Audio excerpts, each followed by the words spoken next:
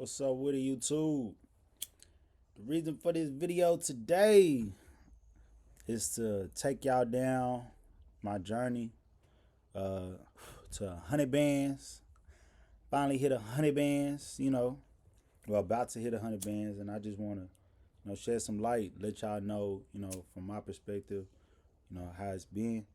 So the reason I made this goal is because I knew how much money I just blew in the past, and I'm like, bro, how is it that I done made so much money, but spent so much money, couldn't keep all the money. So I made a goal to myself to, save 100 bands. So that's what I did. Uh, but the first thing I did was get a affirmation journal. That was the first thing I did. I think everybody should get one. I just began writing stuff down. First thing I wrote on there actually was I've saved 100K, and at that time I was broke. I didn't have too much money at all saved. So I think one of the important things about reaching your goals or any goals is to write it down, because once you write it down, you manifest it. I also had some bumps in the road. Reaching this goal, it wasn't easy. So when I stacked my first 10K, I was like, all right, bet. I'm still at zero. This is nothing. I'm used to this. No, 10K wasn't that big to me. I blew 10K before. 20K, I was still in my mind. I was at zero. I wasn't. I mean, I was eating noodles. I was saving every dollar I could. I was creating little piggy banks, scraping up change. I wasn't eating out as much, stuff like that.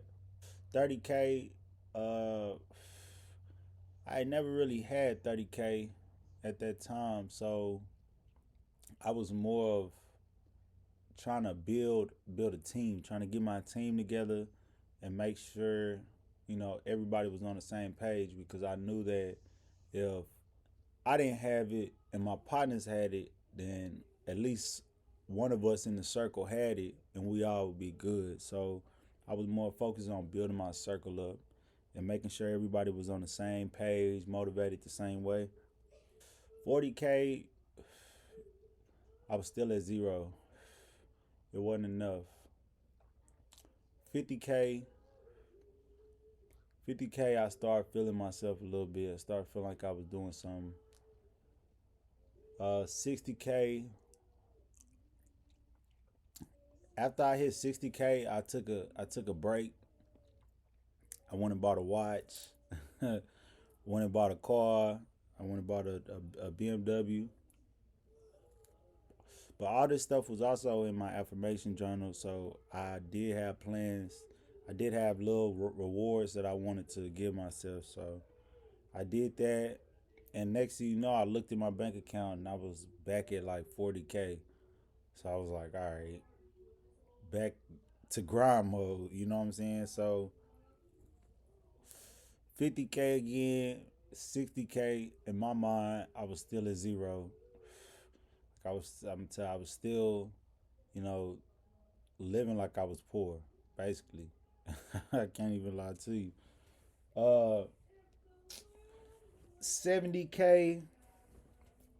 That's when my mind started expanding, and I started thinking more like, okay, I'm getting somewhere. Like, I don't really think this is average money. You know what I'm saying? So my mind started expanding. I started craving more knowledge, and 70, 80K, 80K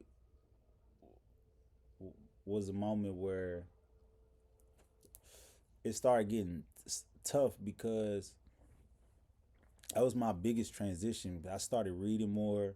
I started, watching videos, getting into day trading, trying to see what I could actually do with my money to grow it so I wouldn't work as hard. And what I learned from that is I could have been growing my money from the jump. It would have been a lot easier. I would have been well over 100K had I started investing instead of trying to save my money in a shoebox under the mattress. If if I would have been investing my money instead of just spending it or having it in a debit account or something like that. I should have had it in a high yield savings account. That way it'd be gaining interest and it wouldn't be depleting that inflation rate, But I'm kind of mad at myself for that. I definitely should have been investing way earlier. But when I got to 80K, I started understanding that it's way easier, to make money when you have money. So that became, an eye opener for me. 90K, I feel like that's that's when it really got the hardest because once you understand money, it was like as I'm learning and finding my way, I lost a lot of money. Like I think I lost the most money once I hit 90K because I was steady trying to do everything I could just to get my last 10K. When I could have just been consistent with what I was doing and I would have been all right. But like I said, that's a lesson learned as well. So, overall, uh, I feel like your environment really has a lot to do with, the outcome of your success.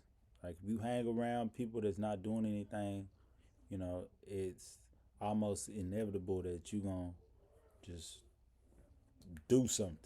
You gonna be the next motherfucker doing nothing. I mean, your environment, the people around you is very important.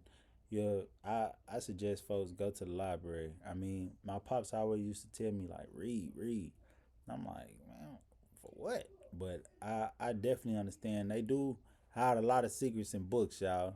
I ain't gonna cap to you.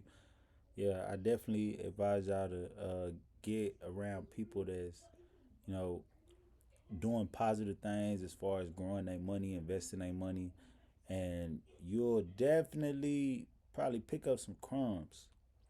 Uh, I plan on celebrating. I'm going to Colombia, in the start of 2025.